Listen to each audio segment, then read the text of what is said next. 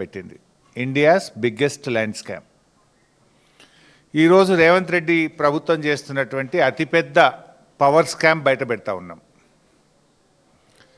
ఈ పవర్ స్కామ్కు గత కొద్ది రోజులుగా కాంగ్రెస్ ప్రభుత్వం రూపకల్పన చేసి నిన్న క్యాబినెట్లో ఆమోద ముద్ర వేసుకున్నారు.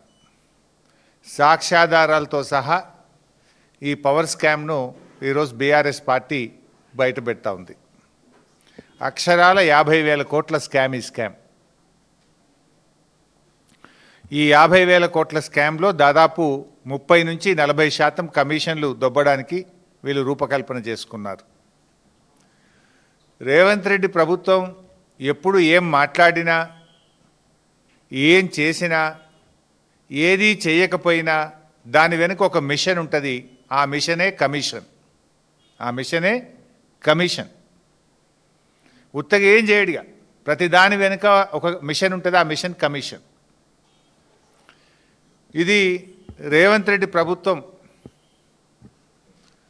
అంటే జనరల్గా ఏ గవర్నమెంట్ అయినా క్యాబినెట్ పెట్టుకున్నా ప్రజలకు ఎట్లా మేలు చేయాలి, రాష్ట్రాన్ని ఎట్లా ముందుకు తీసుకుపోవాలి అని ఏ ప్రభుత్వమైనా ఆలోచిస్తుంది. కానీ రేవంత్ రెడ్డి ప్రభుత్వం మాత్రం తమకు తాము ఎట్లా మేలు చేసుకోవాలి, ఏ ప్లాన్ చేసి కమిషన్లు కొల్లగొట్టాలి, వాటాలు ఎట్లా పంచుకోవాలని మాత్రమే ఆలోచించే ప్రభుత్వం రేవంత్ రెడ్డి ప్రభుత్వం.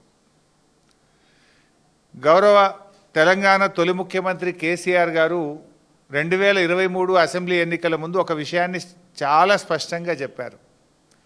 కాంగ్రెస్కు అధికారం ఇస్తే రాష్ట్రంలో అరాచకం రాజ్యం వెళ్తుంది అని కేసీఆర్ గారు చెప్పిన మాట ఇవాళ అక్షర సత్యమని తేలింది. జనరల్గా ఇప్పుడు మనం చూస్తుంటాం కాంగ్రెస్ గవర్నమెంట్లో బయట ఈ మధ్య వాటాల కోసం మంత్రులు దండుకునే విషయాన్ని కూడా చూస్తున్నాం. స్వయంగా క్యాబినెట్ మంత్రుల కుటుంబ సభ్యులే రోడ్ల మీదకి వచ్చి వాటాల విషయాల్లో వచ్చిన తేడాలు వాళ్ళే చెప్తున్నారు, మేం చెప్పడం కాదు. ఇలా బీఆర్ఎస్ పాలన 10 ఏళ్లలో కేసీఆర్ గారి నాయకత్వంలో అభివృద్ధికి, సంక్షేమానికి కేర్ ఆఫ్ అడ్రస్గా తెలంగాణను రూపుదిద్దాం. దేశం మనం చూసి నేర్చుకునే విధంగా తెలంగాణను తయారు చేసుకున్నాం. మన మిషన్ కాకతీయ కావచ్చు, మన మిషన్ భగీరథ కావచ్చు, మన 1962 కావచ్చు, గురుకుల పాఠశాలలు కావచ్చు, ఎన్నో కార్యక్రమాలు దేశానికి ఆదర్శంగా తెలంగాణ నిలిపినాం. కానీ ఇవాళ కాంగ్రెస్ పాలన ఎట్లయిపోయింది? బడా స్కామ్లకు, సకల దరిద్రాలకు, దుర్మార్గాలకు, అరాచకాలకు కేంద్రంగా ఇవాళ తెలంగాణను కాంగ్రెస్ పార్టీ తయారు చేస్తూ ఉంది. రేవంత్ రెడ్డి గారి పాలన అవినీతితో కంపు కొడతా ఉంది. ఈరోజు అసలు క్యాబినెట్ సమావేశాలు దేనికోసం జరుగుతాయి?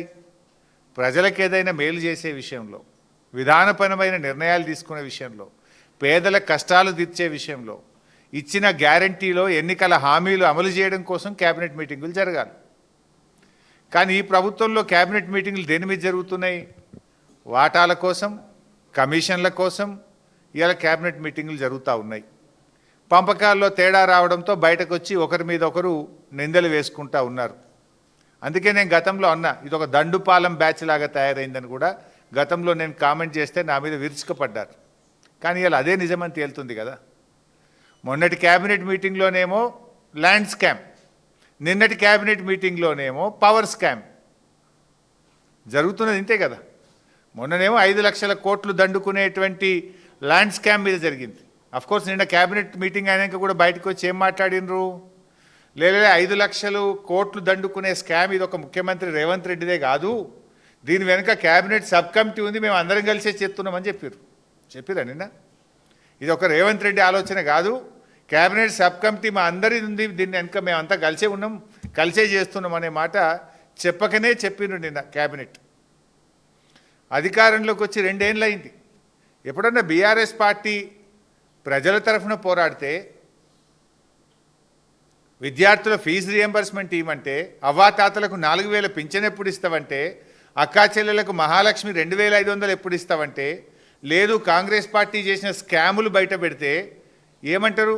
ఓ ఎంక్వైరీ చేస్తాం, మీ మీద కమిషన్ వేస్తాం, మీ గవర్నమెంట్లో ఇట్లయింది అంటే 2 ఏళ్ళు అయిపోయినాక కూడా ఇంకా గవే సిగ్గులేని డొల్ల మాటలు మాట్లాడుతున్నారు. అంటే ఇవన్నీ కూడా డైవర్షన్ పాలిటిక్స్, డర్టీ పాలిటిక్స్. అరే మీ మీద స్పష్టంగా మేము ఆరోపణ చేసినాము, దానికి సమాధానం చెప్పండి. మీరు వెనకటి ఇట్లా చేసిండ్రు, మీరు అట్లా చేసిండ్రు, మీ మీద ఈ ఎంక్వైరీ చేస్తాం, మీ మీద కమిషన్ వేస్తాం, మిమ్మల్ని లోపలేస్తాం, ఇదే ముచ్చట్నా? ఇంకా ఇవాళ ప్రజాధనాన్ని కొల్లగొడుతున్నారు. ప్రజలు ఈ రాష్ట్ర ఖజానాకు వచ్చే డబ్బులు కాంగ్రెస్ పార్టీ జేబుల్లోకి పోతున్నాయని ఒక ల్యాండ్ స్కామ్ బయటపెట్టాం. దాన్ని ఎందుకు సూటిగా సమాధానం చెప్పరు మీరు? ఇప్పుడు మొన్నటి క్యాబినెట్లోనేమో భూ స్కామ్ మీద మీటింగ్ జరిగింది, నిన్నటి క్యాబినెట్ మీటింగ్లో పవర్ స్కామ్ మీద మీటింగ్ జరిగింది. ఈ మంత్రివర్గము స్కామ్ల గురించి మాట్లాడుతుంది తప్ప స్కీమ్ల గురించి మాట్లాడతలేదు. మీ మంత్రివర్గం స్కీమ్ల గురించి ఆలోచిస్తలేదు, స్కామ్ల గురించి ఆలోచిస్తుంది. ఇప్పుడు రామగుండంలో 800 మెగావాట్లు పెడతాం, పాల్వంచలో 800 మెగావాట్ల పవర్ ప్లాంట్ పెడతాం, మక్తల్లో 800 మెగావాట్ల పవర్ ప్లాంట్ పెడతామని నిన్న క్యాబినెట్లో నిర్ణయం తీసుకున్నాం. అయితే ఎన్టీపీసీ ధర ఎక్కువనా, మన జెన్కో ధర ఎక్కువనా, ఇద్దరితో మాట్లాడి మేము ఆ ప్లాంట్ ఎవరు కట్టాలో నిర్ణయిస్తాము అన్నారు. ఇది drama. Basically 2 things are very clear. ఇప్పటికే ఎన్టీపీసీ డిపిఆర్ తయారు చేసింది, మన జెన్కో కూడా డిపిఆర్ తయారు చేసింది. జెన్కో ధర ఎంతనో నీకు తెలుసు, ఎన్టీపీసీ ధర ఎంతనో నీకు తెలుసు. కుల్లా ఉన్నది నంబర్ 1. నంబర్ 2, ఎన్టీపీసీ అనేది ఈపీసీ కింద, అది కాంట్రాక్ట్ సంస్థ కాదు, కట్టి ఇవ్వడానికి అది కాంట్రాక్ట్ సంస్థ కాదు. ఎన్టీపీసీ అసలు నిర్మాణమే చేయదు, తనకు కోసం తాను విద్యుత్ ఉత్పత్తి చేసే ప్లాంట్ కట్టి విద్యుత్ సరఫరా చేస్తుంది తప్ప ఇతరుల కోసం ప్లాంట్ కట్టేది కాదు. అంతా తెలిసిన ఓ డ్రామా రేవంత్ రెడ్డి గారు. అంటే డైవర్షన్ పాలిటిక్స్, తమ స్కెచ్ను అమలు చేసుకోవడానికి ఇదో డైవర్షన్. రేపు ఎట్లా ఎన్టీపీసీ మేము కట్టమంటుంది. అయినా ఇంకోటి, ఇప్పుడు రామగుండం 800 మెగావాట్ల పవర్ ప్లాంట్ తయారు చేయడానికి జెన్కో ఆల్రెడీ నిన్న క్యాబినెట్కు డిపిఆర్ పెట్టింది, జెన్కో డిపిఆర్ తయారు చేసింది. జెన్కో డిపిఆర్ ప్రకారంగా 14 కోట్లు 1 మెగావాట్కు ఖర్చు అవుతుంది అని జెన్కో చెప్పింది. మొదలు 17 కోట్లు చెప్పింది. అరే గింతనాభై బదనామైతామంటే దాన్ని 14 కోట్లకు తగ్గించి చూపించారు, తర్వాత పెంచుకునే స్కెచ్ అది. సరే 14 అనుకుందాం. ఎన్టీపీసీ తెలంగాణ కోసం అచ్చంగా రాష్ట్ర విభజన చట్టంలో భాగంగా 4000 మెగావాట్ల పవర్ ప్లాంట్ ఎన్టీపీసీ కడుతుంది. అందులో 1600 బీఆర్ఎస్ ప్రభుత్వం ఉన్నప్పుడే కట్టింది, ఆ కరెంటు మనం తీసుకున్నాం. ఇప్పుడు మరో 2400 మెగావాట్లు ఎన్టీపీసీ కడతా ఉంది. వాళ్ళు ఎంత చేసిండ్రు ధర?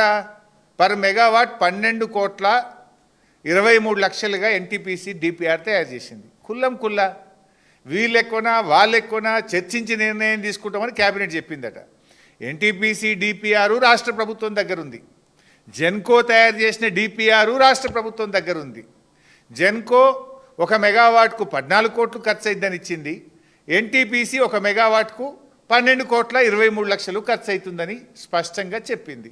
ఆ డిపిఆర్ మీ దగ్గరనే ఉంది, ఈ డిపిఆర్ మీ దగ్గరనే ఉంది. ఇంకా చర్చ ఎక్కడిది, మాట్లాడు ఎక్కడిది? ఇదంతా డ్రామా కంపెనీ. ఇవాళ స్పష్టంగా ఇందులో అర్థమవుతుంది ఏంది?